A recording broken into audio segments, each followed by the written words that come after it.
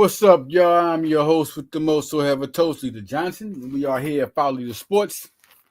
Welcome, man. In this episode, we talk about some Phillies.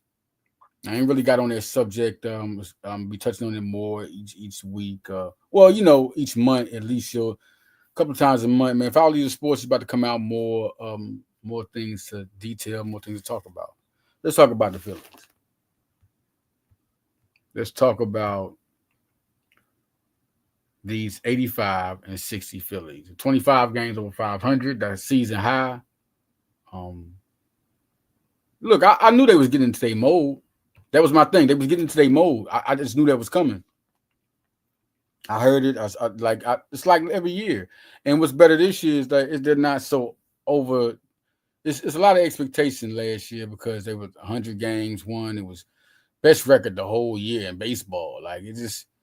But you could see how, that can be a gift and a curse because if you're not ready to be that good, then that's what happens, and that's what happened. The Mets got them. But I think this recent win, once again, shout out to Ranger Suarez, man. Ranger Suarez is that guy. What are we talking about? They done got 2 games on them, you know what I'm saying, on the Mets. And Nola had a good outing, Suarez. They still got they got aces, man. The Phillies got aces. Luzardo having downtime is, that's not even like a bad thing to talk about. That's Luzardo having a bad outing is nothing to even sneeze. You can sneeze at that.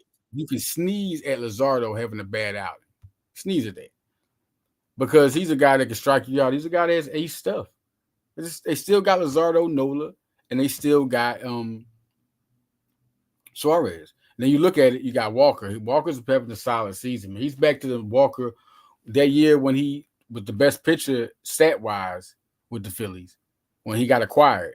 He's pitching like that, and that's big. You can have a guy like that. And just looking at who they have now, you got Nola, you got Suarez, you got Luzardo, you got Sanchez still. There's still 5 guys in there that you got 4 aces, and you got a guy that could be a number 3.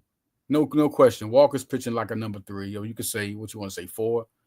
I would accept that. But he's doing a good job, man. I just think the team is good. Then the bullpen is up. If you look at the box scores of this one, it's crazy. Do your homework. Every doggone time, this team is just lights out. Down the lineup. And what I mean by lights out is that everybody's starting to hit now.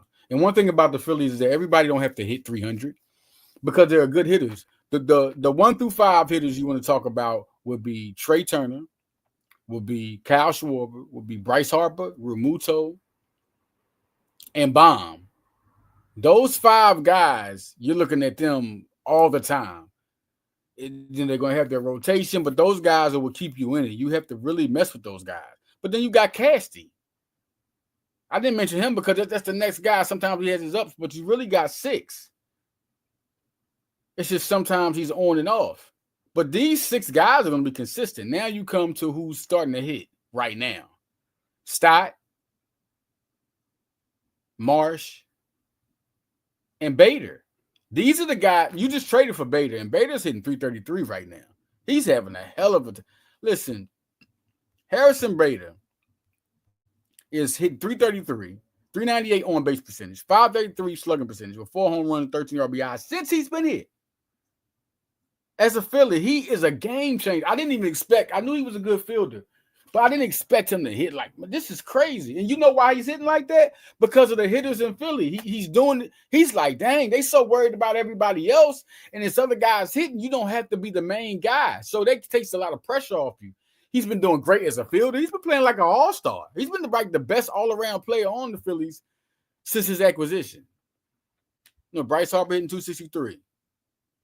352 on-base percentage, 491 slugging percentage. Kyle Schwarber is going down a little bit, but he's a home run hitter. We'll talk about him soon. Castellanos hitting 253.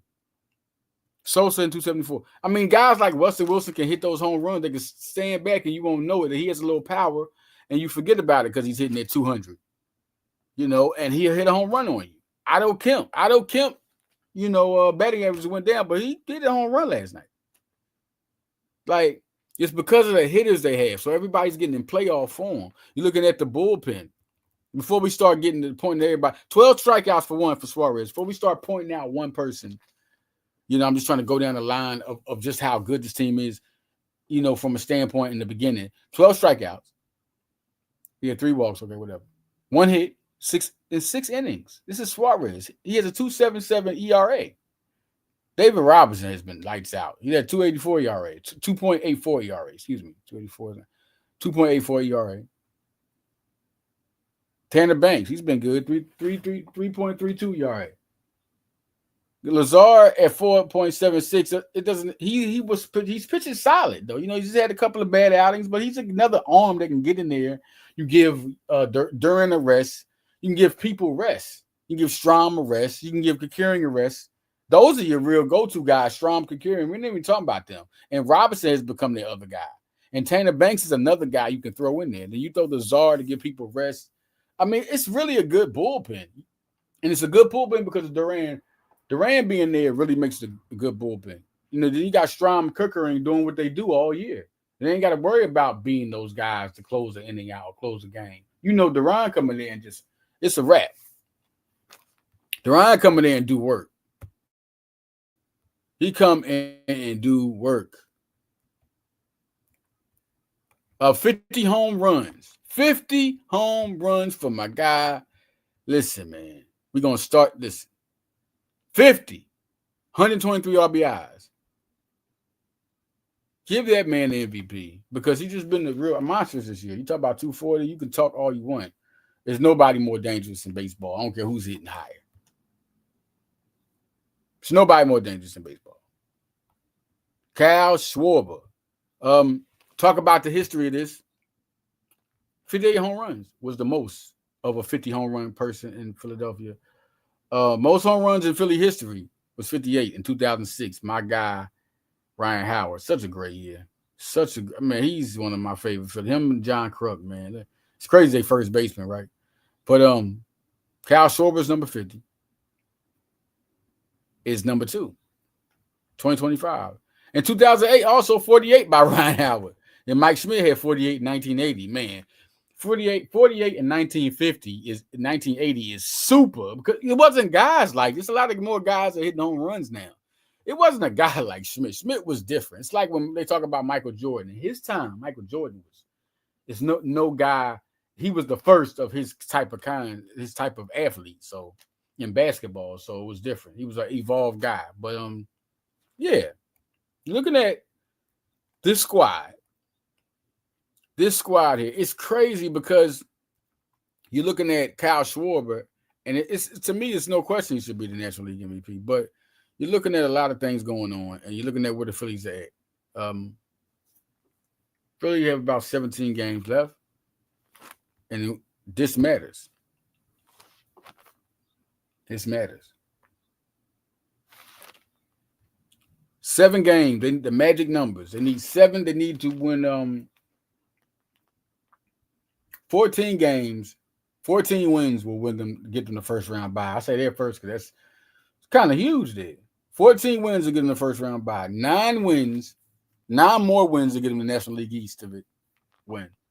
7 more wins will just get them into the postseason. Mind you, they are 80. Listen, Phillies are 85 and 60.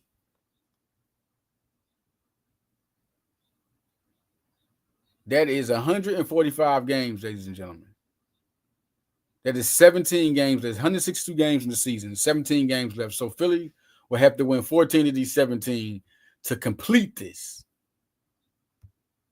It's huge for Phillies to be in that position. I'm really now I know everybody. What am I more concerned? The National League East. That's it. I mean, you want to get in the postseason because Phillies have gotten the postseason and got to the World Series without even winning the division. So I think they'll still get to the World. I think this year they want that World Series. I think the fight in them is the difference. They don't have to have the best record. They have the team. I think Bader and Duran was such a good trade for them and what's going on. Another thing that happened, my guy, my favorite, of course, is Philly. JT Realmuto, 200 runners caught stealing. Milestone. He has 200. He's caught 200 of y'all. He's one of them guys, man. Remuto is just. We got the perfect players. If he was on any other team, see, you look at the team and you look at the averages and you go down and you see with the production. If you got like so many guys hitting over 260 or over 250, you got these guys on you've got 7 guys hitting over 250, then you're getting guys going up and down, but they're staying at that range. So you're constantly getting guys that hit. Now you look at Kyle Schwarber at 240, but you look at the 50 home runs with 123 RBIs, and that's like, oh well, okay, all right. And then people are walking him.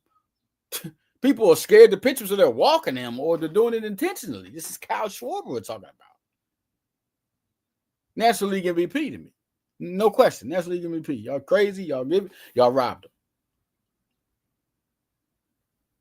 So we looking at this team.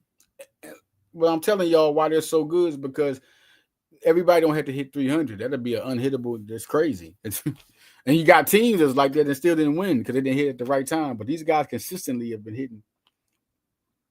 This team, when you look at a team that can hit your 8 hitters or 250 and down, 8 hitters, 250 and up, because you're going to have 5 guys on and 5 guys off at all times. And then when you come to the playoffs, things get different.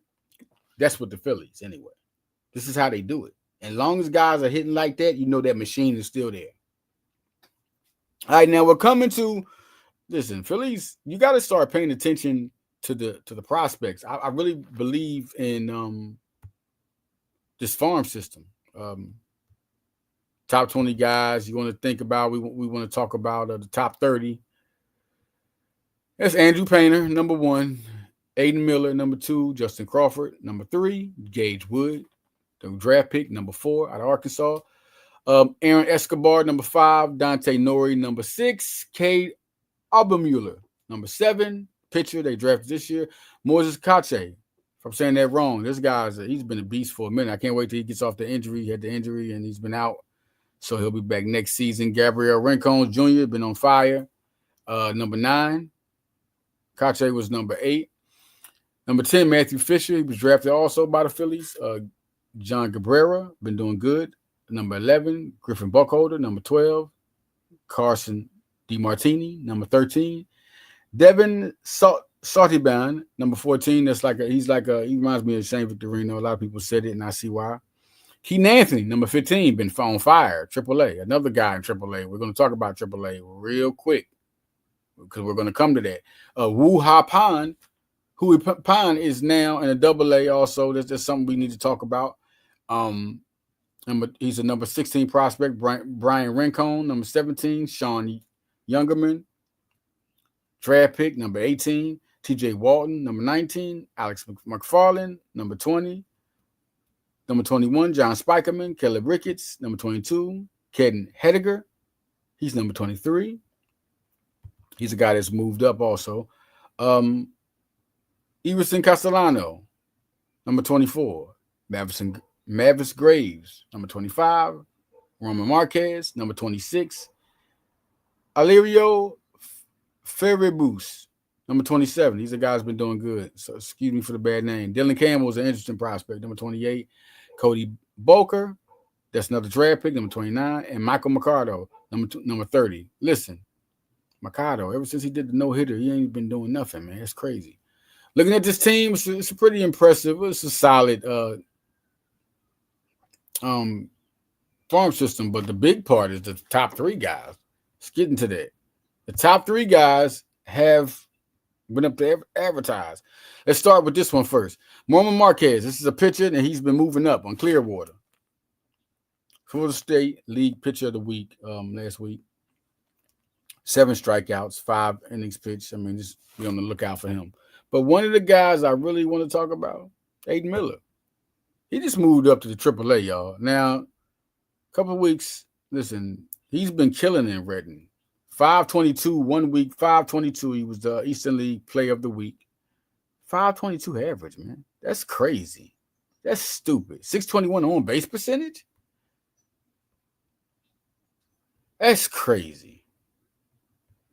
That's crazy, man. And one of the guys who moved up, first-round draft pick last year. Dante Nori has been doing real good this year. He moved up once, then moved up twice. I'm talking about it was in no time. He moved up twice. He has been doing hella good, man. And why he been doing real good? Let's talk about these stats by these guys. Aidan Miller. Aidan Miller is batting 258 now, man. He just moved up to the AAA. It's going to be real interesting. Very, very interesting. 258, 385 on base percentage, 425 slugging percentage on the year. What has he done? Also, looking at the RBI, 13 home runs, 41 RBIs, and he has 55 stolen bases. Did you hear me? Now, they got him at shortstop, but he's also been at he's been at second base. He's played third base. He can do all that. Interesting if he could play. I'm really interested to see if he can play outfield. I mean, this dude's rolled up. Now, I was on him because, to me, still, to this day, Justin Crawford is the number one prospect. He's been more consistent than any of them, even Painter since he's been here. Painter's been struggling recently, man. Painter's been struggling recently. And Justin Crawford, Painter, and Miller are all in the AAA. So next year is going to be some time. But let's talk about Painter. Last 10 games. Last game he had, September 3rd, he played. He had man, it's crazy because you're not used to. I mean, he's been slumping real bad. Last 10 games, he's 1-5 with a 6.08 ERA, and people are hitting 286 against him. So he's been really slumping big time. The last game was dreadful. He can get strikeouts. He had 5, but people hit 7 runs on him. 6 earned runs, 7 runs. It's kind of crazy right now. He's just going through a struggle. He had 3 walks in that game in 5 innings. So he's just going through a struggle. A super talent. I think he'll get over there, no question. Dante Nori started off real slow. Miller is kicking up more than he ever did. He showed the talent, but Lord, he's starting to show why they're starting to put him in that class right there. When he was drafted, they was like Miller was better than he was drafted. He should have been a top 10 pick. So I was like, oh, we got a steal? Okay, just like, the Eagles, like the Sixers. Listen, Aidan Miller's looking like a player. And it's crazy if you look at it, Aidan Miller is a guy that can straight go and be one of those guys. Listen, could he be a third baseman and they trade bomb? Because it's going to be a move being made real soon. Pitcher of the month. Organization player hitter of the month is 348, 454 on base percentage, 629 slugging percentage. Just think about that. It's not going to be Trey Turner. Trey Turner is there.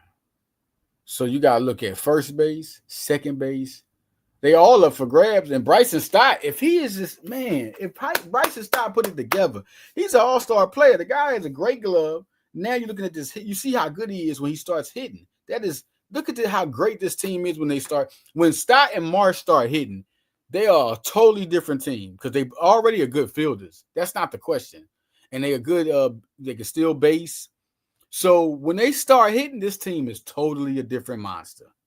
And adding Harrison Bader has made this team wow. And that's crazy because it's not even the top hitters really doing it. They're chipping in, but they're not even when they're going to start kicking up. This is what they do. Remuto just came off of slashing. He just calming down a little bit. He's going to get this is a dangerous team with Stott, Marsh, and Bader hitting. And then you get Duran with your main closer and Robinson in the middle because you already had Strom. You already had Kerkering. These guys were rotating, closing out. And then Banks is the guy that's that's starting to do good. You could just throw Lazar in there. Boom. He has a good time. He's just slumping a little bit. But Lazar can pitch. He's a solid pitcher. But guys like Tanner Banks are doing it this year. Then they get Tim Mesa. They also got him in there now. Walker Buehler is going to come up. He's down there pitching. They're really doing some good things with the Phillies, adding more pitching so you can rest people, more arms. Walker Buehler is good in the postseason. Tim Mays he's been doing good. He came up and did good. This is really a dangerous team. I'm liking to see this. Miller moved up. Also, Aaron Escobar infielder could be second, third base, another guy you're going to look at. And Escobar's number 5 on the prospect list, prospect board for the Phillies.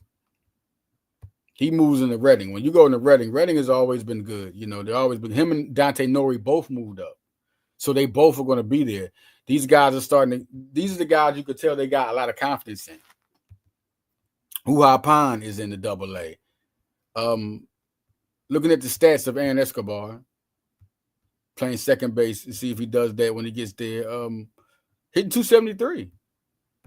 273, man. 273. 15 home runs this year, 61 RBIs, 24 stolen bases. This is a very talented guy. Dante Nori, number 6. So the 5th and 6th guy move up to AA.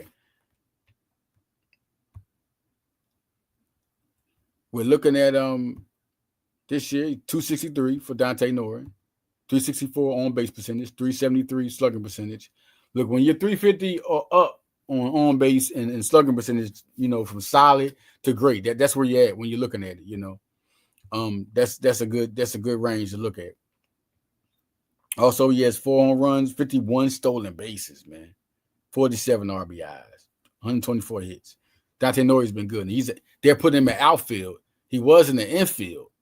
Now he's getting put in the outfield. This is very interesting to look at, man, because it's positions that they're looking for. You look at Justin Crawford and what he's doing. Why I say he's the best, this man has been doing it every year. His first year, he had 241. Then he went up to 332 the next year. Then he went to 313 2024. Now he's hitting 334 this year. He's just getting better. He's going to be up. I think they're really excited about him, and they don't even like to talk about it. 46 stolen bases, 7 home runs, 47 RBIs. Justin Crawford, Carl Crawford's son. Former baseball great, Carl Crawford's son. Gage Wood. Talk about the game he had. His debut was solid, real solid. Throwing those heaters, 5 Ks, no home runs, giving up an earned run. Through 2 innings. 2 innings. 143 average. It was it's real crazy to see how he could move up. This dude can really throw flames. Everybody was talking about bullpen. He might be a starter. And it's good since we traded Mick Abel to get a guy that can come in and do that. And then they got other guy. Aidan Miller is a guy that came from the draft. Sean Youngerman. These are guys they all drafted. Matthew Fisher. These are all guys they all drafted. So they all pitchers. Interesting. I just know the AAA about to be exciting, man. I ain't never remember a time when AAA had so many of the like Keaton Anthony. Keaton Anthony's a first baseman. Wuhai Pond is in the AA. Like the AA and AAA is about to be really exciting soon. Keaton Anthony's a first baseman. I'm really interested in him because I'm like, wow, out of nowhere. Here he comes. Keaton Anthony hitting 323. He's been smashed. He was in 330 in Reading and hitting 313 since he's been in the AAA. Like he's consistently hitting. People have to watch him. 6 home runs on the year. You have 4 up there, you have 2, he has 2 here. Watch out for Keaton Anthony. People are not even paying attention enough. Otto Kemp was a guy they was talking about, so I guess but Otto Kemp is there. He's a hitter. He's a guy he's gonna be there, he's gonna be hitting. Next year, he's a hitter. He's a guy they got to get groomed into. Listen, Keaton Anthony's going to be another one. He's going to come up. He's going to be they're going to have good utility hitters because they always do good with their young hitters and put them in spots to produce at least. They don't got to hit 300. They just got to produce, have their time. Weston Wilson is a guy, when you put him up there, he can hit that mug out the park. So you got to watch yourself. You forget about him because there's so many good hitters. So you're going to lean off, and he's going to hit that thing out of here. Otto Kemp.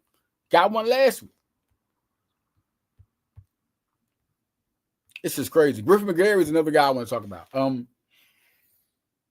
Really interesting because at one time he was like a top 10 prospect, you know. He was going to come up and be a pitcher. Everybody thinking about real soon for the rotation, but now he started to do it again. Now he's in the double. I thought he was in AAA. I could have sworn he was in Lehigh. And I think they sent him down to Reading. And he's starting to pitch again. He has experience, 44 strikeouts, 27 innings pitch, pitcher of the month. giving up 198. So it's really something to look at to see him come up. Could be a bullpen guy. I ain't saying starter. He could be a bullpen guy that does his thing. Really I think he could be a real good asset. He could be an all-star bullpen guy. Just come in there and do what Strom do. I see that in him. Looking at this squad, getting more in tune. Look at getting more in tune. Just look at what we looked at. Going down the line of progress. I think progress is big. I just think this squad, this team itself, this is the time to get excited. I remember one time Steve Roth, my guy, was like, shout out to Steve Roth, is down with the Broad Street Blitz Take team. He was like, yo, I'm real worried about the Phillies. They can't beat the Mets. They can't beat the Mets. They can't beat the Mets. And I'm like, it's not the time to worry. They're an elite team, so they can get over the Mets. They just had a downfall. I think people are more still step on the fact that the Mets knocked them out when they were so good last year. I'm telling you, that last year team, Mike, y'all can talk what y'all want. This is me, my opinion. It's in my time for sure. It's the most disappointing Phillies team, a sports team, Philadelphia sports team in history because they had the best record in baseball. They were doing everything right, and they just lost. They had the best record in baseball and lost. It was like when the Denver Nuggets beat the Seattle Supersonics in the NBA. I forgot what NBA playoffs that was, and they ended up doing it. But it was even more disappointing than that because Philadelphia was the clear-cut best team in baseball. They were the best team in baseball. Seattle wasn't. Listen, a lot of things still were going. They weren't declared the best team in basketball. Just I think they had the best record. I know they were the number one seed. But Philadelphia Phillies were the best team, even just looking at the team, not just having the best record. They were the best team.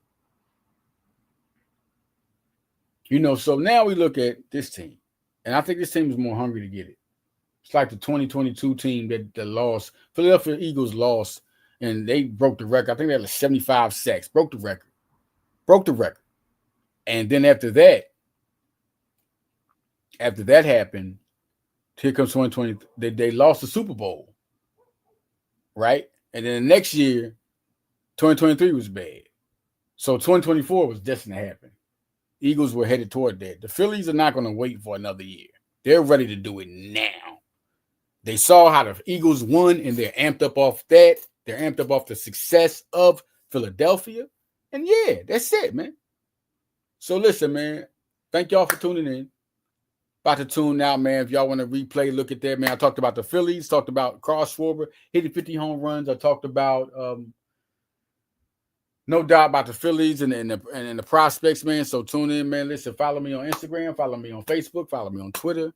Tune in to high-levelsports.com. I'm the publisher there. Got new articles coming, right for 247 Sports.